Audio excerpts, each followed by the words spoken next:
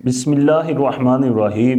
امام عبداللہ بن اسعد یافعی علیہ رحمہ اپنی کتاب روض الریاحین کے اندر فرماتے ہیں کہ ایک گھر کے دروازے پر ایک مانگنے والے نے دستک دی اور آگے سے عورت نے اس کو کچھ کھانا دیا۔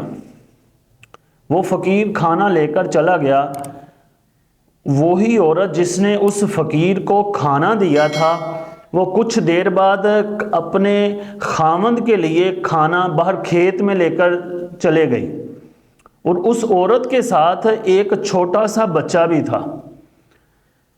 جب راستے میں گئی دیکھا کہ ایک بہت بڑی بلا ہے جو اس عورت کے بچے کو نگلنے لگی ہے، یعنی اس کو اپنے منہ میں دبوچنے لگی ہے۔ تو عورت گھبرائی اور پریشان ہوئی تو غیب سے ایک ہاتھ آیا، اس ہاتھ نے اس بلا کو مارا اور وہ بلا اسی وقت ہلاک ہو گئی۔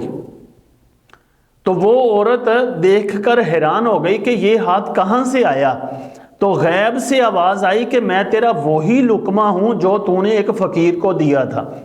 لہٰذا آج ہمیں بھی چاہیے کہ اگر کوئی مانگنے والا آ جائے، کوئی بھوکا آ جائے تو اس کو کھانا کھلا دینا چاہیے، کیونکہ یہ حضرت ابراہیم علیہ السلام کی سنت بھی ہے، اور نبی علیہ السلام نے بارہا احادیث کے اندر فرمایا کہ لوگوں کو کھانا کھلایا کرو، ثواب ملے گا اور جنت ملے گی۔ لہٰذا ہمیں چاہیے کہ اگر کوئی بھوکا آئے تو اس کو کھانا کھلائیں تاکہ ہمیں دنیا میں بھی اجر ملے اور آخرت میں بھی اجر ملے۔ اللہ تعالیٰ عمل کی توفیق عطا فرمائے۔